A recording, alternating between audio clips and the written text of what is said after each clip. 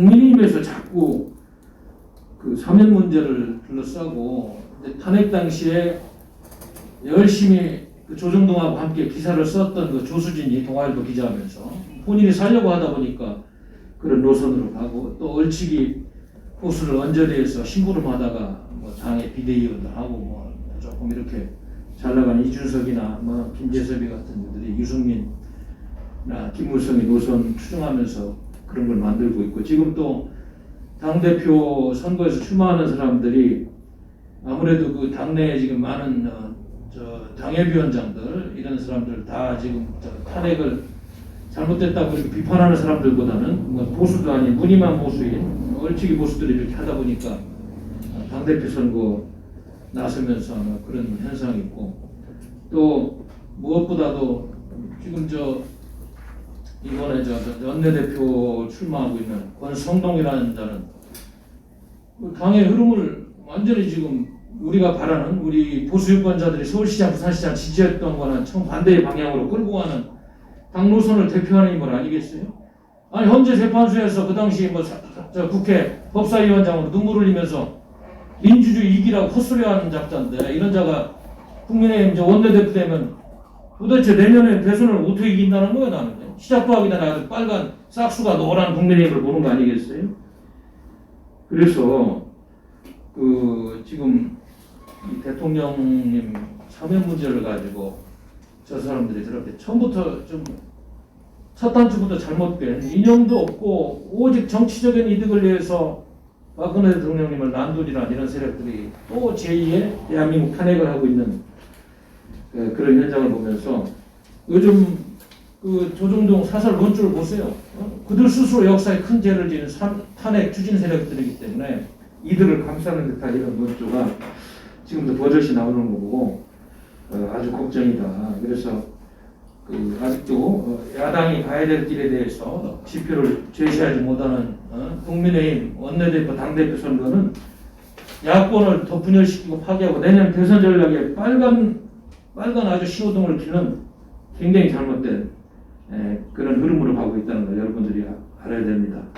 그래서 지금 국민의힘 대다수를 차지하는 영남 지역 의원들 말하는 거 들어보면 지금 눈앞에 닥쳐온 대한민국을 구하는 그런 절박한 심정보다는 다음 총선에서 누가 돼가지고 누가 당대표 돼서 자신의 공천에 유리할지 이런 수준의 아주 야바이꾼 수준의 그런 정치들을 하는 집단이니까 또 거기에 부안해동하는 그 심부름꾼들이 말장난들 하고 있으니까 우리가 그거를 알고 정말 이 주사파 정권이 마지막 그 적화 작업을 하는 이 마당에서 거기에 대한 대응보다는 그냥 이중대역을 해가지고 권력이나 나눠 먹으려는 이런 수준의 가짜 부수들이 판을 치는 야권 정치니까 얘기하고 뭐 하겠습니까? 우리가 이걸 지적하지 않을 수가 없고 주사파 정권의 적화 전략에 동조하는 이런 세력들을 계속적으로 문제 제기를 해야 되겠다는 말씀을 드리겠습니다.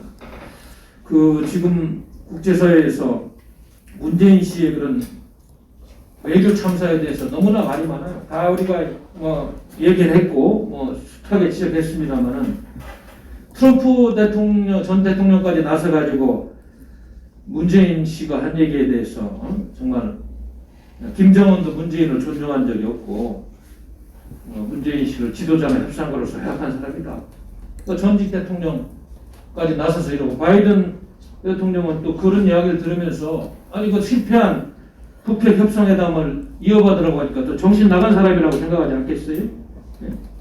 이런 얘기를 하면서 어떻게 백신을 구한다고 그러고 또 계약했다고 이렇게 발표해도 믿을 수 있겠어요? 들어와야지 들어오는 거. 지금까지도 실패한 그런 협상들이었는데 그래서 문재인 씨는 대한민국 안진을 책임진 국군 통수권자나 대통령이라보다는 마치 김정은의 수석 대변인 역할만 충실하게 하는 이런 지금 외교 정책을 하면서 완전히 지금 대한민국을 실패한 국가로 끌고 가고 있는 게 있지 않느냐. 그 밑에서 부역하는 항상 이야기합니다만 문재인 외교 한번 듣고 제가 얘기를 계속 할 수밖에 없어요. 서훈 안보실장, 정세현 민주평통 수석부의장, 이인영 통일부 장관, 송영길 외통위원장, 정의용 외교장관, 서욱 국방장관, 또 국립외교원장 등등 이러한 망언을 하는 참모들을 데리고 대한민국을 완전히 딴 나라로 끌고 가고 있다. 동맹 파괴하는 의도적인 실패한 외교 노선으로 가고 있는 게 아닌가. 그래서 우리가 안 된다는 거 아니겠습니까? 예? 심지어 전직 총리를 하고 국회의장을 지낸 정세균 씨는 무슨 미국 깡패론까지 얘기하면서 완전히 무슨 대한민국을 이류 동맹국가로 추락시키고 있고. 그래서 저는 이런 문제들을 우리 국민들이 관심이 없어서 못 볼 수가 있는데 이건 정말 국가 반역 세력들 수준이다. 한미동맹을 허무는 수준을 넘어서서 정말 반미가 무슨 살 길이 있는 것처럼 친중 노선으로 가고, 또 한미 정상회담 할지 안 할지도 모르겠습니다만 하기도 전에 보아프롬에서 화상 연설을 통해 가지고 중국의 입장을 지지하는 이런 사람을 미국으로 초청해서 한미 정상회담 혹시 한다 할지라도 뭘 미국에서 선물 줄 게 뭐 있겠어요? 예? 그러니까 미국에서는 뭐 중재자론, 운전자론 뭐 이런 거 그런 얘기 그만하라고 그러고, 그렇지 않아도 불신이 있어가지고 다 실패한 참모들 좀 이수혁 주미대사도 그렇고 다 지금 경질하고 이렇게 해도 신임이 없을 텐데 계속 그런 참모들 쓰면서 반미노선 선동질하고 있는 그런 수준밖에 안 된다. 지금 문재인 정부의 동맹국가로서의 불신은 역대 최고조에 와 있는 이런 상황이다. 우리가 이걸 알아야 되고, 지금 2018년 싱가포르 회담, 2019년 하노이 회담 때 완전히 실패한 걸 가지고 다시 대받으라고 하는 이 문재인 씨, 참 대한민국 국민의 안전을 생각하는 그런 마음이 있는 건지, 아니면 그냥 중국 공산당, 북한 김정은이 하수인 수석 대변인 역할로 끝날 대통령인지 기가 막힌 일이다, 이런 말씀을 드립니다.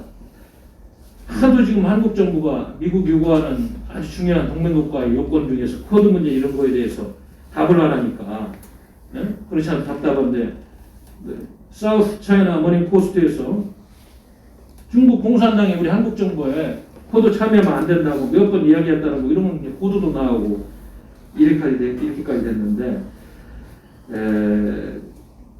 저는 이런 문제들이 지금 더 연장되고 더 이게 방치됐다가는 정말로 이제 돌이킬 수 없는 수준까지 올 것이다. 이제 미국이 백신 외교라든지 반도체 외교를 통해 가지고 다시 동맹국을 묶고 있는데, 대한민국 거기서 다 지금 이탈해가지고 어디로 가고 있는 것인지 다시 한번 봐야 되겠다. 한국이 이런 외교 노선을 가지고 조금만 더 가고, 또 미국 인사들하고 엇박자를 내면서 지금 한미 정상회담 한다고 그러면서 의제 설정도 엇박자가 나가지고 되지 않은 상황일 텐데, 완전히 대한민국 국민들의 생존권은 허공에 공공 떠 있는 이런 상황이다, 이런 말씀을 드리지 않을 수 없습니다. 그래서 동북아시아에서 강력한 동맹 체제로 나프스토 수준의 이런 공동 집단 안보 체제가 형성이 되어서 MD 체제라든지 집단 방어 체제 이런 거에 해놔도 지금 불안하고 안 되는 판인데, 우리 문재인 정부가 거꾸로 달려가고, 늑대 소년처럼, 양치기 소년처럼 지금 마이당처럼 가는 이런 현상에 대해서 더 이상 우리 국민들이 방치하면 안 된다, 이런 말씀을 드리겠습니다. 우리 공화당이 이런 문제를 제기하는 유일한 정당 같아요. 어느 정당도 이런 이야기를 하는 정당이 적습니다. 이야기를 하더라도 뭐 그냥 우회적으로 한두 마디 하고 이러고 있는 수준인데, 굉장히 이제 심각한, 거의 뭐 이제 골마 썩어 뭉들어진 수준까지 와 있기 때문에 정말 큰일 났다는 말씀을 드리면서 정신들 차리고 좀 잘해주기를 부탁드리고, 안 되면 끌어내리고 척결을 하는 수밖에 없는데, 우리가 더 당원들 모으고 단합해서 아까 이야기한 도저히 문재인 정부는 안 된다는 그 프로테지가 얼마나 무서운 우리 정통 보수파의 대한민국 국민들의 심정이겠어요. 그걸 엮는 작업에 최선을 다해야 되겠다는 말씀을 드리면서 말씀 마치겠습니다.